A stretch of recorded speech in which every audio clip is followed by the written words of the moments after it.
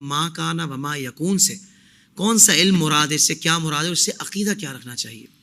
دیکھیں، نبی کریم علیہ الصلاۃ والسلام کے علم غیب کے حوالے سے جو ہمارا عقیدہ ہے نا، وہ یہ ہے کہ نبی کریم علیہ الصلاۃ والسلام کا علم غیب عطائی ہے، یعنی اللہ تعالیٰ کی عطا سے حضور کو ملا ہے، ذاتی نہیں ہے۔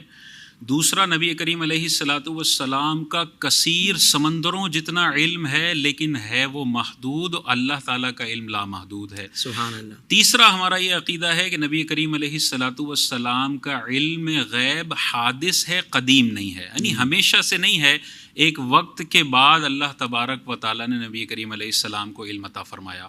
چوتھا ہمارا بنیادی عقیدہ یہ ہے کہ نبی کریم علیہ الصلاۃ والسلام کو یک مشت سارا علم نہیں دیا گیا، بلکہ بتدریج اللہ تبارک و تعالیٰ نے آیات نازل فرمائیں اور اپنے نبی کو علم غیب کثیر عطا فرمایا۔ لہٰذا اگر کسی حدیث میں یہ لکھا ہوا ہے کہ نبی کو اس وقت میں یہ چیز نہیں پتہ تھی، تو وہ لوگ یہ بتا رہے ہوتے ہیں دیکھو نبی کو پتہ نہیں ہے، ہم یہ کہہ رہے ہوتے ہیں تھوڑا آگے چلو، اللہ نے وحی کے ذریعے بتا دیا ہے۔ کیا کہنے، جیسے نالین شریف کے نیچے وہ چیز لگی ہوئی تھی، تو کہتے ہیں علم غیب ہوتا تو نبی جان لیتے۔ ہم نے کہا کیا نالین کو ٹرن کر کے پتہ چلا ہے یا آٹومیٹک اللہ تبارک و تعالیٰ نے بتا دیا ہے؟ اللہ تعالیٰ نے بتایا۔ یہی تو علم غیب ہے کہ اس ایک لمحے میں اگر پتہ نہ بھی تھا تو اگلے ہی لمحے اللہ تعالیٰ نے علم غیب عطا فرما دیا۔ تو بتدریج ہے، ایک ساتھ سارے علوم نہیں ہیں۔ لیکن ہمارا عقیدہ یہ ہے کہ نزول قرآن جب مکمل ہوا تو اللہ تبارک و تعالیٰ نے اپنے حبیب کو ما کانا وما یکونو کا علم عطا فرما دیا ہے۔ ما کانا وما یکونو کا کیا مطلب ہے؟ جو کچھ مخلوق کی پیدائش سے لے کر آج تک ہو چکا اور قیامت تک جنتیوں کے جنت میں جانے اور جہنمیوں کے جہنم میں جانے تک کا سارا علم اللہ تبارک و تعالیٰ نے اپنے حبیب کو دے دیا ہے۔ یہ ہے ما کانا وما یکونو کا علم۔ اب یہ ہم نے اپنی طرف سے جذبات میں آ کے عقیدہ گھڑا نہیں ہے۔ قرآن مجید میں دیکھیں اللہ تبارک و تعالیٰ نے کیا ارشاد فرمایا، وَأَنزَلَ اللَّهُ عَلَيْكَ الْكِتَابَ، اور ہم نے اے حبیب آپ پر یہ کتاب نازل فرمائی ہے، والحکمہ، اور حکمت نازل فرمائی ہے، وَعَلَّمَكَ مَا لَمْ تَكُنْ تَعْلَمْ، اور اے حبیب جو کچھ بھی آپ نہیں جانتے تھے اس کا سارا علم ہم نے آپ کو عطا فرما دیا۔ اب اس جو کچھ میں بھی کوئی انچی ٹیپ لے کر آتا ہے تو وہ تو اللہ کے جو کچھ میں انچی ٹیپ لا رہا ہے کہ یار اللہ فرما رہا ہے میں نے جو کچھ آپ نہیں جانتے تھے بتا دیا۔ اب وہ کہہ رہا ہے یہ نہیں پتا تھا، یہ نہیں پتا تھا، بھائی آگے چل کے اب تو بتا دیا گیا نا۔ تو یہ قرآن میں واضح طور پر آیا۔ اسی طرح دیکھیں اللہ تعالیٰ نے ارشاد فرمایا وَنَزَّلْنَا عَلَيْكَ الْكِتَابَ، اے حبیب ہم نے آپ پر کتاب نازل فرمائی تبیاناً لکل شیء، جس میں ہر چیز کا روشن بیان ہے۔ اللہ نے اپنے حبیب پر کتاب نازل فرمائی جس میں ہر چیز کا بیان ہے۔ دوسری آیت میں فرمایا الرحمن علم القرآن، یہ رحمان ذات ہے جس نے اپنے حبیب کو قرآن خود سکھایا ہے۔ قرآن میں ہر چیز کا بیان ہے اور اللہ نے اپنے حبیب کو قرآن خود سکھایا ہے، تو نبی کے لیے ہر چیز کا علم ماننا قرآن کی آیتوں سے لازم ہوا۔ یہاں پہ تبیاناً لکل شیء، ہر چیز کا بیان قرآن میں ہے۔ چیز سے مراد جو بھی مخلوق ہے نا وہ چیز ہوتی ہے۔ لوح محفوظ بھی مخلوق ہے، اللہ تعالیٰ نے اس کو پیدا فرمایا، اس میں سب کچھ لکھ دیا گیا۔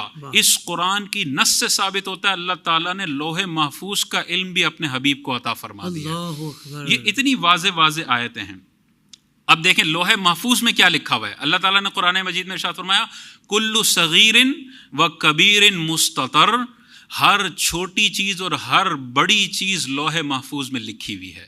یہ سارا علم اللہ تبارک و تعالیٰ نے اپنے حبیب کو عطا فرما دیا۔ یہ تو قرآن ہے۔ اب دیکھیں حدیث کی طرف ہم آتے ہیں، ضعیف حدیثیں نہیں، بخاری اور مسلم کی کرسٹل کلیئر حدیثیں ہیں جو نبی کریم علیہ الصلاۃ والسلام کے لیے بے تحاشا علوم ثابت کرتی ہیں۔ پہلی حدیث پاک حضرت عمر فاروق ارشاد فرماتے ہیں کہ حضور علیہ الصلاۃ والسلام ایک مرتبہ ہم میں کھڑے ہوئے اور خطبہ دینا شروع کیا، اور خطبے میں حضور علیہ السلام نے کیا ارشاد فرمایا؟ حضرت عمر ارشاد فرماتے ہیں مخلوق کی ابتدا سے لے کر جنتیوں کے جنت میں جانے اور جہنمیوں کے جہنم میں جانے کے سارے واقعات نبی نے ہمیں بتا دیے۔ اللہ اکبر۔ اب اس میں سے کوئی انچی ٹیپ لے کے نکالتا ہے تو اس کے دماغ کا فطور ہے۔ بخاری کی واضح حدیث بتا رہی ہے مخلوق کی ابتدا سے لے کر جنتیوں کے جنت میں جانے تک کا سارا علم دیا ہے. دوسری دیکھیں، دوسری حدیث پاک یہ بھی مسلم شریف کی ہے. صحابی ارشاد فرماتے ہیں نماز فجر کے بعد حضور نے ہمیں خطبہ دیا، ظہر تک چلا، ظہر کی نماز پڑھائی، خطبہ دیا، عصر تک چلا، عصر کی نماز پڑھائی، پھر خطبہ دیا، مغرب تک چلا، اور جو کچھ قیامت تک ہونے والا تھا حضور نے سب بتا دیا. ہم میں سے جو زیادہ یاد رکھنے والا تھا وہ زیادہ بڑا عالم تھا.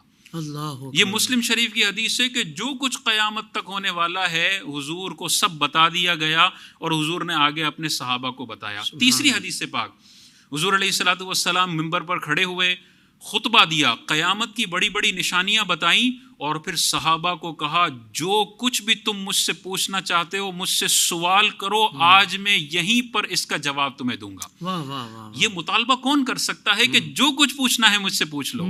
یہ وہی مطالبہ کر سکتا ہے جس کو اللہ تعالیٰ نے علم کے خزانے عطا فرمائے ہوں.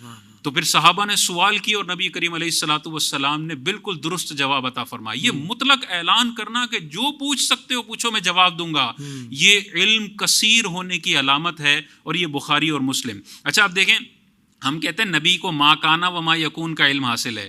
لوگ ہم پہ شرک کا فتویٰ لگاتے ہیں. یہ ما کانا و ما یکون کا بھی جو لفظ ہے نا، ہم اپنی طرف سے نہیں لائے. مسلم شریف کی حدیث ہے، حضور علیہ الصلوۃ والسلام کے صحابہ ارشاد فرماتے ہیں اخبرنا، حضور نے ہمیں خبر دی. کس کی خبر دی؟ بما کانا، جو ہو چکا، و بما ہوا کائن، اور جو کچھ ہونے والا ہے اس سب کی خبر ہمیں نبی کریم علیہ السلام نے دی. ما کانا و بما ہوا کائن، جو ہو چکا اور جو ہونے والا ہے حضور جانتے ہیں. اتنی کرسٹل کلیئر آیتیں ہیں، اس کے باوجود بھی اگر نبی کے علم میں کوئی کنجوسی کرتا ہے اور ذہن میں اس کے یہ فطور ہے معاذ اللہ کہ توحید اگر میں نے ثابت کرنی ہے نا تو نبی کا رتبہ گھٹانا پڑے گا. اگر یہ فطور اس کے ذہن میں ہے نا، یہ شیطانی توحید ہے جو نبی کا رتبہ گھٹا کر بندے کو حاصل ہوتی ہے. اس سے جنت نہیں ہے، اس سے دنیا میں بھی ذلت ہے اور آخرت میں بھی ذلت اور رسوائی ہے. اللہ اکبر. یہ شیطانی توحید ہے، یہ شیطان کا درس تھا، شیطان کا انداز تھا کہ وہ نبی کی تعظیم نہ کر سکا. اللہ کے لیے اس نے زمین میں سجدے جتنی جگہ بھی نہیں چھوڑی تھی. میں تجھے مانوں گا پر میں تیری نہیں مانوں گا، تیری نہیں مانوں گا اور تیرے نبی کی نہیں مانوں گا، تیرے نبی کی تعظیم میں نہیں جھکوں گا. یہی اس طرح کا ہوتا ہے کہ انچی ٹیپ لے کے یہ نہیں پتا تھا، یہ نہیں پتا تھا، یہ نہیں پتا تھا. بھائی بخاری مسلم بتا رہی ہے، کم از کم اتنا مان لو جتنا بخاری مسلم میں لکھا ہوا ہے، اگر بخاری کی مانتے ہو تو. سبحان اللہ سبحان اللہ. حضرت یہ ایک اعتراض ہوتا ہے، اس کا بھی جواب ہونا چاہیے. کیا ہم نبی کریم صلی اللہ علیہ وآلہ وسلم اور اللہ پاک کے علم کو معاذ اللہ کیا برابر سمجھتے ہیں؟ دیکھیں، جب ہم ما کانا و ما یکون کا علم مانتے ہیں نا تو ہم پر اعتراض کیا جاتا ہے دیکھو یہ تو پھر اللہ کا علم اور نبی کا علم انہوں نے برابر کر دیا اور انہوں نے شرک کر دیا، اللہ کو نبی کے ساتھ ملا دیا، برابر کر دیا. ہم جواب میں کہتے ہیں ما کانا و ما یکون کی ڈیفینیشن کیا ہے؟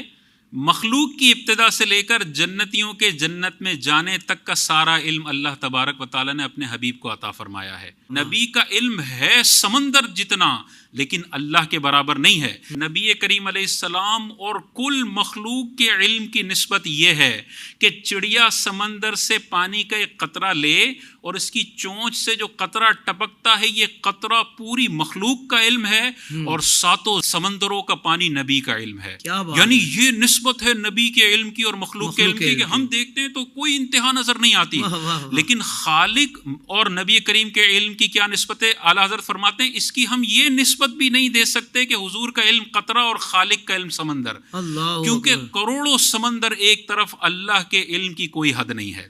تو ہم تو برابری کا تصور ہی نہیں ہے. یعنی ہمارے امام نے تو یہ عقیدہ دیا، ستھرا عقیدہ، کہ نبی کے علم میں کنجوسی بھی نہ کرو، جو ثابت ہے ہزاروں سالوں کا علم مانو، سمندر برابر مانو، لیکن اللہ کے برابر اتنا بھی نہیں کہا کہ ایک قطرہ اور ساتوں سمندر کے. یہ بھی فائنائٹ نسبت ہے، اللہ کے علم کی اور نبی کے علم کی انفائنائٹ نسبت ہے، وہ نسبت ہو ہی نہیں سکتی. اتنا ستھرا عقیدہ ہمارے امام اعلیٰ حضرت نے عطا فرمایا. سبحان اللہ. احتیاط کا دامن یہاں بھی نہیں چھوڑا. جی اللہ اکبر. جہاں مخلوق کے علم کے معاملے میں نبی پاک صلی اللہ علیہ وسلم کا علم بتانا تھا تو بتایا کہ بھائی تو سمندر ہے، ہاں اللہ لامحدود ہے. لامحدود ہے. بہت سارے اشعار اعلیٰ حضرت کے ہیں نا جہاں پر یہ فیل ہوتا ہے کہ علم لامحدود ہے، وہ یہی مراد ہوتا ہے کہ بھائی ہے تو حد، ہاں لیکن تیری ناقص عقل اس حد تک نہیں پہنچ سکتی ہے. تو ساری زندگی سر رگڑتا رہے، وہاں پر تو انچ ٹیپ لے کے نہیں پہنچ سکتا. اللہ اکبر. تو تیری نگاہ میں تو وہ لامحدود ہے،